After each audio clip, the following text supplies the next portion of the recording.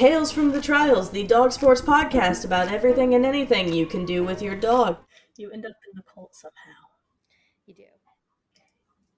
So, who are your current dogs? I know them because I've gotten to meet them, but the Yes. wider world may not know. Right. So Andy is my pit bull staffy basset hound.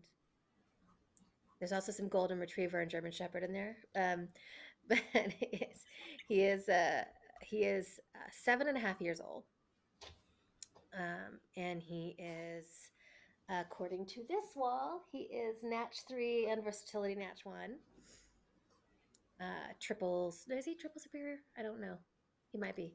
Um, so yeah, he's just done really well. Then there is Algo Mas, who which means something more, who I adopted after Astro passed in 2022. Who is laying on my lap getting his belly rubbed right now. He came from Border Collie Rescue. He was supposed to be a Border Collie, but he is a Malinois German Shepherd Husky mix. But he looks like a Border Collie. I He have does people look argue like with a me collie. about it too. Just carry the Um, embark results with you all day. he behaves nothing like a Border Collie. So, and then the youngest is my Border Collie, who is a Border Collie, came from a breeder, um, Amadeus, who we call Dex or Dee Dee. And he is 16 months old, and he debuted in NADAC last month in How intro. did that go? It did not go like it went with Astro. Well, no, actually, it did go. So initially, it did go like it went with Astro. Um, his first couple, yes, we're talking about you. His first couple of runs, we did grounders, intro grounders, and I did training in the ring, so I went in with his ball in my hand because I really want him. My approach with him has been building off of everything I've learned with Andy and with Moss, and also kind of wanting to do some different things. So, my plan with doing intro and NADAC with him, intro level, and for those of you who don't know much about NADAC, there are 4 levels. Elite is your highest level, equivalent to like Masters in AKC, Open, and then Novice. So those are similar. But then there's also what they call intro level. To enter Novice, your dog has to be 18 months old. To enter intro level, they have to be 15 months old. And in intro, the highest jump height you can jump is 16. So even if you have a dog that will jump higher than that, they are required to be lower because NADAC traditionally has standards about dog welfare and longevity. So jump heights are lower and they won't let you do certain things, so in intro, that means like for my 20-inch dog, we can only jump 16. And the other thing about intro is that, yes, the courses are much shorter because it is intended for dogs to get trial experience and not necessarily be super competitive. Um, and the other thing is there are no weaves at all in intro regular standard class. Although I guess technically, if you do intro weavers, you would have a set of weaves. It's the So exception. they offer it depending on the trial. They can offer it in any NADAC class that's offered, but they don't usually offer it in every NADAC class. Often it's only in what we call Natch classes, which would be your Natch is your NADAC championship, which would include your standard or regular class, your jumpers class, and for NADAC championship, you are required to do chances. So those are what we call your Natch classes. Um, so you have to be 15 months old to enter in intro, and my goal with Dex was to treat intro like training, and I want him to not feel a difference as much as possible, to approach trialing like training, to approach it with that focus, to approach it with that mindset, and to have that, kind of not have the stress that, for example, Algo Mas has had, which, and if you look, people can look at my videos on TikTok. I've got a lot about Algo Mas and his ring stress. He said you Um, said my name? yes. um, so I ran with the ball in intro grounders. I put him on the start line. I've committed myself that I will run him the way I've trained him. And now to people listening who do agility, that's probably like an obvious statement.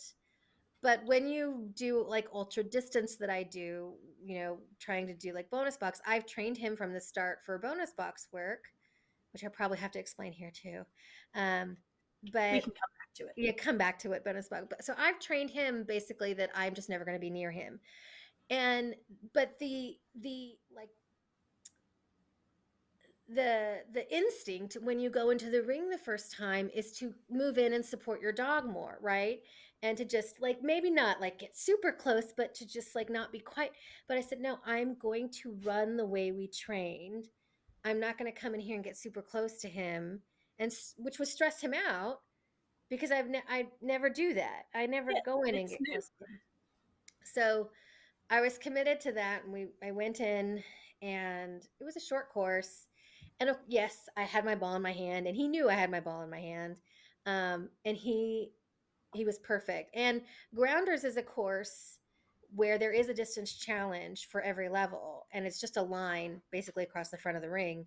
And if you can do the course from below the line, basically sending your dog to do most of the course far away from you, instead of a 10-point queue, it's a 15-point queue. Now, we weren't running for points, but we ran behind the line in both runs. That's And cool. and he was amazing. I was very proud of him. But then in day one, he was pretty good. He nailed his contacts, held his contacts. I do stopped contacts. Um, but I didn't do such a good job of preparing him for in and out of the ring protocols Mm, as I would have liked. Um, I mean, I did prepare him for it, but then I didn't do a good job holding to what those protocols should be. So by day two, he started getting a little bit stressed, and same with day three. He just was kind of feeling kind of the stress of it. Um, and so we're continuing. I've done some more NADAC intro since his first trial. So he's had a couple of trials now. And I've also done some FEO runs in CPE. Um, just to continue working on the premise that this is exactly the same. We do things the the protocol for getting in and out of the ring and what we do and everything, it's all exactly the same for him in his mind. And we're yeah, getting there. We're getting there. I that's a mean, hard. I'm never he's like it's clearly a more amped up environment, right? There's way more dogs, way more people. Um on the day of his first trial run at that first trial that week, he had just passed the CGC. But of course, he had to go jump on the judge. And Oh, yeah, we had that's the finished the fun of first run. It didn't happen during the run. I was leashing him up, and the judge, because the judge has to watch to make sure he gets leashed. So the judge kind of like looked, was like kind of, and I guess I was blocking the view because the judge sort of like looked over like around my shoulder, and then Dex was like, "Oh hey," and I was it. like, Let's go "Of play. course, it's over. Everything's done, and now you're gonna do that." But so At it's least you been a made it to different the end. experience with him, but it's also just been, I mean, he definitely is game face on the start line. Um, but it's just been a different experience because I've done so many things differently than I did with Astro or with Andy or Moss. So That's cool. What have been the most surprising differences between training Andy and Moss and then going back to a border collie? um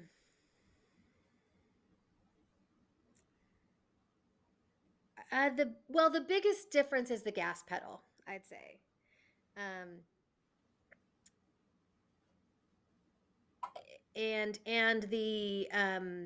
the barrier for frustration, or the tolerance for frustration. So by gas pedal, I just mean, if I tell Dex to go and he starts striding, he starts running, he doesn't really stop. There are no breaks until you literally say stop. Okay, stop. No, we're gonna do something else. like you have to actually apply the brakes to reset something or do something else. With Andy, it's like a push. Well, no, this is okay. I'm sorry, but I'm not talking bad about you. Um, he's like sitting here under a blanket, and it's like a perfect example. You've seen Dex come up here multiple times because he's just circling around and coming up for attention, and Andy's under a blanket. So, with Andy, Hi, Dex. the gas pedal takes a lot of like you've got to like really shove it down, Mm, And with him, it's if you don't keep pressing on the gas, he's just going to stop and wait for direction. He's not going to like keep going and keep like taking things until you like tell him what you want. He's just going to stop and go, okay, what now? Whereas Dex is just going to like keep like the gas. You have to put the brakes on. So with Andy, it's always you got to push that gas pedal. With Dex, if you want him to stop, you're going to have to push the brakes. Moss, don't I can't. What's different with Moss? Um, everything. it's everything, and it's been such a journey with him because it started out one way. He in try like he never like I never needed to like cheer him on or anything, and now these days he's needing a lot of encouragement because he's just been through so many ups and downs. Um, so he's just a total different story because of the behavioral complexity there. Want to go into it? You can say no. No, no, we can. Yeah, I mean, we can talk about it for sure. Um, so I do want to, yeah. So okay, Moss came to me from Border Collie Rescue. Was not a Border Collie, which is fine because he looks like one. But he, when I got him, he definitely had some kind of like anxiety. It took him a while to really get to a place where he was like calm in the household, but he eventually did. Um, and he also had some food allergies, which were making him uncomfortable, and we figured that out pretty quickly. Um, and he was really really happy doing agility right from the start. I got him as an agility partner, so he came home and he was an adult dog already, so I didn't have to like wait to like for him to be old enough to do anything. We started doing stuff on the contact board. I taught him really excellent contacts, if I do say so myself. um, and he has really excellent weaves as well. And he was really happy going to class, but he was definitely very environmentally stimulated. And when I started trialing him, it was really challenging to deal with like peak arousal and him going like over threshold. The other challenge was that when he'd been in foster, they'd taken him to lots of dog parks, and so he then developed barrier frustration, and I had been working through that reactivity, that barrier reactivity, which was also leash reactivity, um, and the thing is, he does like other dogs. He's fine with other dogs, but it's the barrier that creates that frustration, and then those outward behaviors of growling or barking or lunging or whatever. And then when you then put that into an agility trial context where you have, a fencing around the course and you have dogs passing by, you can have a dog that responds to that. When we first started trialing, it actually wasn't that big of an issue. He would get distracted, like other dogs would get distracted, but he wasn't like, going at the fence or anything. Um, there was an incident with someone else's dog who was fence fighting, and then he started fence fighting, and then that became a thing between him and that dog specifically. um, he's a good single event learner, and he does associate things pretty like narrowly, which can be good or bad, but it in some ways it's good. um, but he had a lot of high arousal in those early days of trialing. And he did really well. I mean, we saw you when we moved across country last year before he totally shut 2 years down. ago. Was it 2 years ago? Yeah, No, it was it was 23. 2024. Well, 2 years of trials. Oh, yeah, I mean 2 years of trials, Sorry, that's how I count time. but it was only 1 year ago. Sorry. It was July 2024. Um, And it was before he was shutting down. And you remember, like, and he was happy, and he was a little stressed in the ring from time to time, but he was mostly happy and mostly running really well. And he continued like that, and then um, some different. So that reactivity was there, but it wasn't that bad. Um, and then Dex came home, and we had moved, and all those things, in addition to some specific things that happened at trial, caused him to start to shut down. Mm. um and I didn't really understand, like, in like hindsight. Yeah, right, hindsight is always 2020. I can go through now and go, oh, I know what happened, but at the time I didn't understand what was happening. We had gone to a trial in Maryland, and I stayed at a Motel 6. And when I was walking Andy and Dex in the morning, and Dex was like 10, 10, 12. No, he was about 4 months old. So Dex was about 4 months old. And someone there had these two off leash pit bull mixes that attacked us Oh, that morning before the trial. Um, oh, that's and not a great way to start a trial morning. Yes. And of course, I'm trying to choose which of my dogs that I can like. So I'm picking up Dex. Um, Andy fortunately had his jacket on. It was really, really freezing cold out. Andy had his jacket on, and Andy is not an aggressive dog by any means. No, And you know Andy. no. He will stand on business. So this dog came right at him, and Andy scared him off. They did make contact, but there was no like mouth contact. It was this. The other dog was trying, no, but Andy was like, no, bud, don't even. Go away. The funny thing is the dog was actually bigger than Andy, but like I said, Andy stands on business. Um, and so the other dog ran, and of course I was trying to scare the dog off too. So the the dog finally ran off. The other dog got scared of me when I like Good.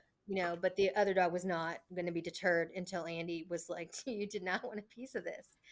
Um, and so he was fine. Like there were no like lacerations or um, wounds or anything, but of course Andy has had a history of soft tissue injury, so I'm kind of freaking out about that. And we get to the trial, and of course Moss is entered in this trial too, and I'm trying to deal with things. There's some kind of pet or dog care people there, so they're checking Andy out. We're doing all this stuff, and I go to run Moss, and I haven't not paid attention to him that much all day long. And he stops on the bottom of the dog walk like he's supposed to, and his bladder lets go Oh no. because I haven't walked him in I don't know how long. I mean, I know I took him out in the morning, but like, and You weren't in so your normal trial routine. right, because of everything that had occurred, right, and so he'd already been like kind of having stress running through trials. He'd had Dex come home, and the puppy being home totally changed his routine and definitely like impacted him. And the move had impacted him, And we'd had the whole yellow jacket thing happen. We were attacked by yellow jackets in our backyard when we first moved here, and he I wouldn't forgot go out in about the backyard after that. It took like a month to get him to go back in the backyard. Um, so now he's releasing his bladder on the bottom of the dog walk because mom has been distracted entirely by what's going on with this other incident. And that was like when the shutdown in trial really, really just like started getting massively worse and worse. And everything just started like he just was like yeah, really shut down at that point. Um, and also still struggling, right, with some of his barrier reactivity and barrier frustration. Um, so at that point, and I had been working with um, a trainer here, Megan Skelton, um, who does Control Unleashed, pattern games and things. And I'd been working with him, but now we were just like, gosh, bottom. bottom of the barrel. We've dug into this hole. So I finally decided we'd try working through it for a while. And I think it was maybe December or January where I decided to put him on Prozac. Um, and so that was good because it did definitely help, like all the anxiety and stress that he'd been feeling, but any drive was totally gone. I mean, Hmm. he there was no there he was a mid-drive dog to begin with. It was a combination of drive and arousal that really allowed him to be so fast. Um, and of course the arousal was entirely gone, and so what drive he did have left was pretty minimal. And it was a struggle, like I still trying to train and go to classes, and just I was running.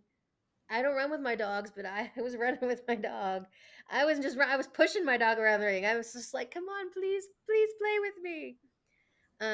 But in the meantime, we were able to work through a lot of that stress, a lot of the nervousness, a lot of the reactivity.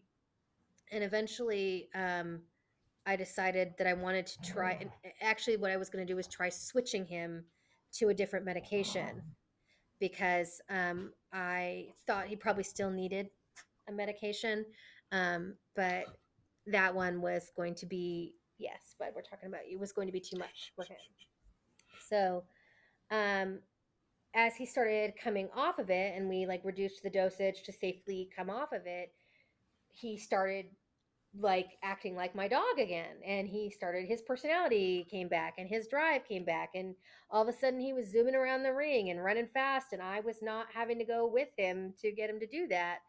And what we decided, and I say we because I work with different trainers, and I always have these conversations with them. Well, I guess ultimately I decide, but I say we, was What you to mean? wait to try the other medication, and just see how things panned out. And we ended up never putting him on that medication because the behavioral work that we'd done stuck. He's doing really good. His biggest thing had been stranger danger, and he's been really good about that.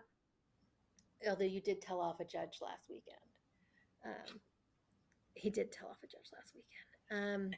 But mostly the stranger danger has gotten a lot better. He is the barrier frustration, we still work on it, but the pattern games work.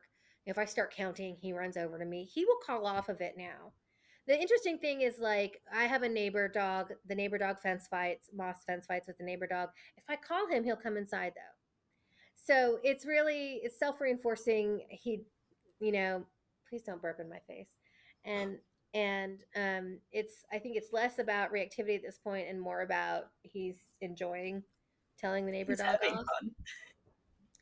Um, and so it's a work in progress with him. My goals with him have changed.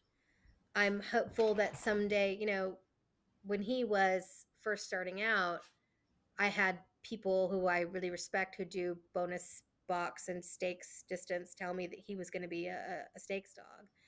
And I was happy about that because I wanted him to be a stakes dog. Um, I think it's farther off in the future. I do think it can happen, but I think it's time will tell what happens with Moss, and what I do with him. Um, but he needs the pressure off of him, so I run Andy and Dex, and Moss gets to do things if we're in the mood, if I have energy for it. Fair. But It seems like you he's work it doing for it. tricks now, and he's working on his advanced trick title through Nice. AKC. He's got his novice and his intermediate. Um, and they're all going to start playing and making noise now. On cue. Thank you. That was amazing. So and what I've been doing, like I've been working on some tricks with him, and I did some like musical freestyle with Astro back in the day. And so I think he does really enjoy tricks, and he does really enjoy getting to like work with me. So I think we'll keep on doing tricks. He does still do agility. I mean, I still take Yeah, him to trials. But just there's no Andy and Dex both have goals when it comes to trialing. And Dex or Moss's goal is, just to not blow up in the ring. Yeah, it's been quite a journey from when I first got him, right? And I think a lot of people get a dog and we want to do all the things with them. Or maybe we don't. Maybe we get a dog and then we discover all the things with them. And and along the way we also discover that some of those things are fun for our dog but also can cause stress. And we want to help them through that stress, but maybe we don't know how, or we don't really understand what all is happening. It can be really challenging. Um, Agility is a sport that has to happen at what we call optimal arousal, which means you don't want your dog to be calm. You don't want them to necessarily be relaxed. You want them to be ready to run and run fast and do athletic things. But you need a focused mindset. And you also have to do it around incredibly distracting things for them and for you. And some dogs are better at others at kind of naturally focusing in on their handler. Some dogs struggle more in the environment. Can you take the bone away so we don't have to listen to it? Um, and Moss definitely fell. No, you're going to just bring it right up here. Algo Mas fell in that category of the environment was really stimulating. There were many interesting things going in the environment. He would go over the threshold of optimal arousal into over aroused. And it was also hard to tell, at the time, even though it wasn't that long ago, I was much less versed on this. He has given me the opportunity to become much more well informed and understanding of it. Um, but we often mistake arousal for drive. Well, he's really high drive when it's over arousal. And they're because drive often implies that they're focused on the thing that they have drive for. Whereas arousal and over arousal is that excitement. We need that excitement. We want it. But when it goes over, right, then you get like zoomies, right? Common over arousal that you see in the ring. But also, if you're talking about a dog that's got even some like mild reactivity, when you combine that with over arousal, you can get barking at people in the ring. You can get just barking in the ring. You could get maybe someone walks by the fencing and the dog's just excited and barks at the person walking by, lunges at the person walking by, or a dog walking by, right? All of this kind of goes, you think about things happening, for example, at the dog park when you get dogs that they're kind of calm and then the arousal goes up and then all of a sudden something that's really friendly goes into a different sphere of not friendly. And the same can happen when you're working dogs when you're trying to work them at their optimal arousal and maybe they're going over that threshold. And there's any other underlying behavioral concern. And to be clear, Moss was never a dog where there was any bite risk involved. He's never in that realm. Although we do know that any dog can bite, right? And any dog. Um, but that was Dogs have never a concern. That was never like where his behavior was going. Um, but I, definitely was concerned that well, nobody wants to go in the ring and their dog is just out of control, right? Running around, zooming, unable to do things. Um, and I initially, even when he would be super zoomy in the ring, he was responsive enough that like even though he was super zoomy, if I just started handling, he would do the things. So for a while I thought that because I could pick him up and start handling while he was being super zoomy, that meant that the arousal was okay and I just needed to work on my start line. And I didn't understand, that delineation. Um, and I was listening to one of your other episodes yesterday, and you mentioned Laura Waldby and her ring stress class. And like Michelle, I did that at a gold spot with Algo Mas. Um, and it definitely helped a lot.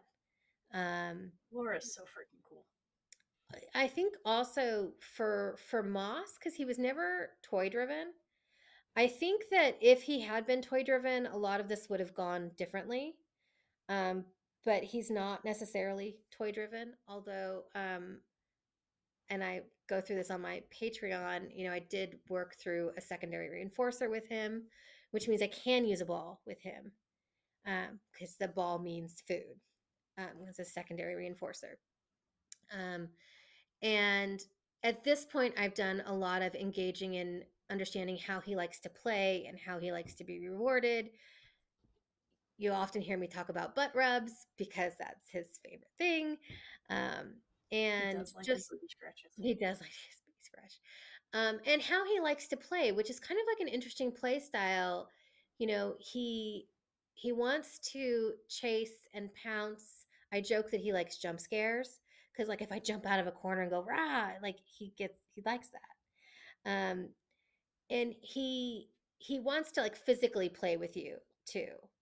Um, and so I've also been going through an exploration of how to incorporate the way he likes to play into his agility training so that he is motivated to play in the way he wants to play, but with some of the rules and criteria that I would like as part of the game.